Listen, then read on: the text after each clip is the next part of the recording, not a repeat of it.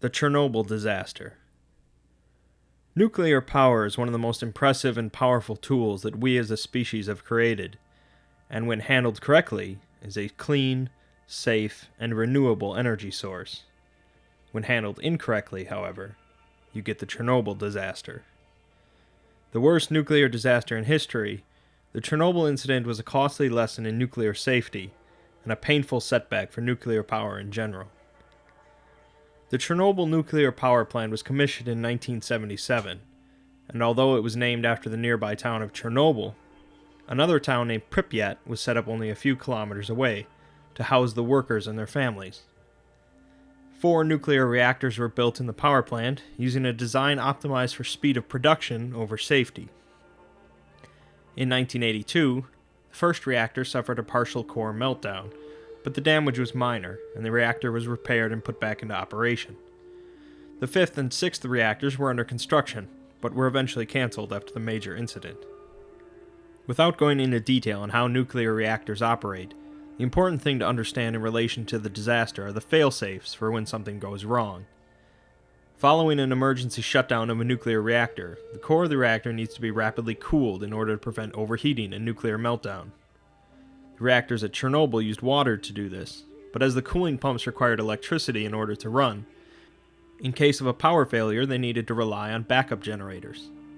The problem arose because the backup generators required 60 to 75 seconds in order to attain speed to power the cooling pumps. In that time frame, a reactor could rise thousands of degrees in temperature and very likely cause a catastrophic meltdown. To solve this issue at Chernobyl, the engineers believed they could use energy from the winding down steam turbine to power the cooling pumps for 45 seconds. They tested this theory 3 times, in 1982, 1984, and 1985. By the 4th test, in 1986, they had been operating without a proper failsafe for 9 years.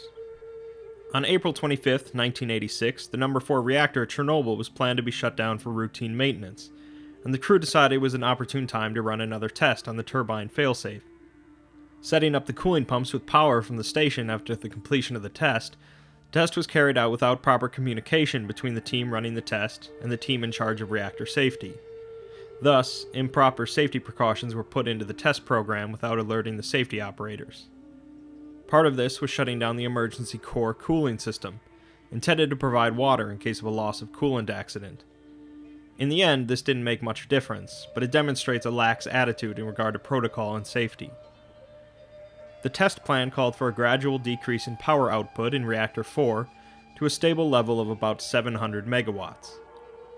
Due to a combination of factors, partly due to the control rod operator inserting the control rods too far into the reactor, the output dropped to 30 megawatts, 5% of the minimum power level established as safe for the test. In order to raise the power output of the reactor, operators disabled the automatic system controlling the control rods, and manually removed many of them from the reactor.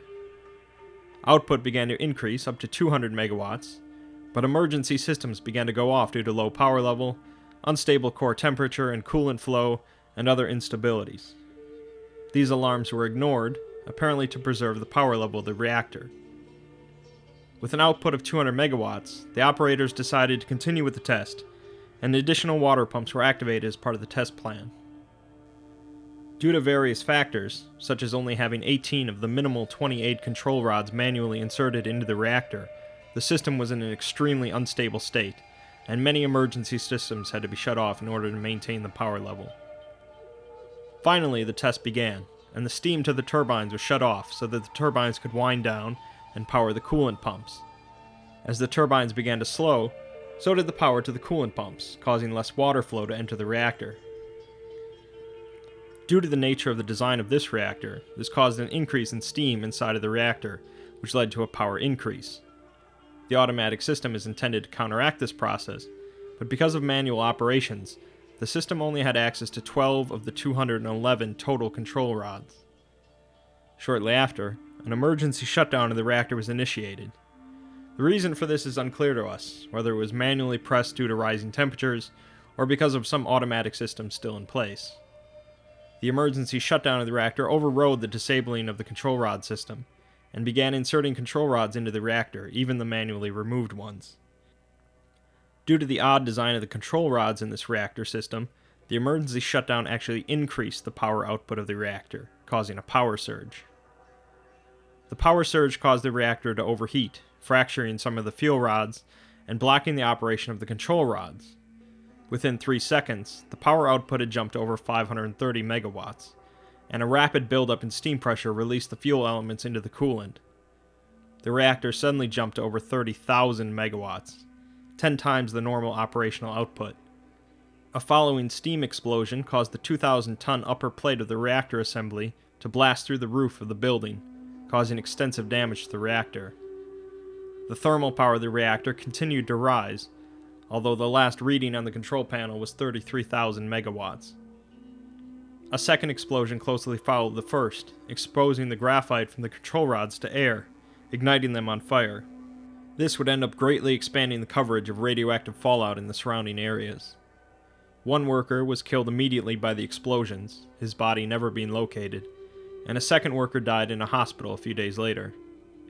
29 firemen and employees would later die from acute radiation poisoning, achieving fatal doses in some areas in less than a minute. The first firemen on scene were not told that it was a reactor explosion, thinking that it was an electrical fire. The nearby town of Pripyat, housing nearly 50,000 people, was not immediately evacuated. Within a few hours of the explosion, dozens of people began to report severe headaches, coughing, vomiting, and metallic tastes in their mouths. Again, due to a lack of communication and information, the government finally issued an evacuation of Pripyat over 24 hours after the explosion. Residents were told to bring only what was necessary, and that the evacuation would only last 3 days. Within an hour, Pripyat became a ghost town. The next day, the evacuation zone expanded to a 10-kilometer range, and 10 days later, to 30 kilometers. This exclusion zone has remained ever since, and has expanded to 50 kilometers. On the 28th of April, radiation alarms went off at a nuclear plant in Sweden, over 1,000 kilometers away, which caused the Soviet Union to finally announce the disaster to the public, although they said very little about it. The smoldering material from the reactor began to burn through the reactor floor, mixing with molten concrete. If the mixture continued to burn through the floor and contacted the underground reservoir of water, officials feared it would cause a massive steam explosion that would eject more radioactive material into the air. 3 volunteers successfully entered the knee-deep radioactive water and managed to open the valves to drain the water.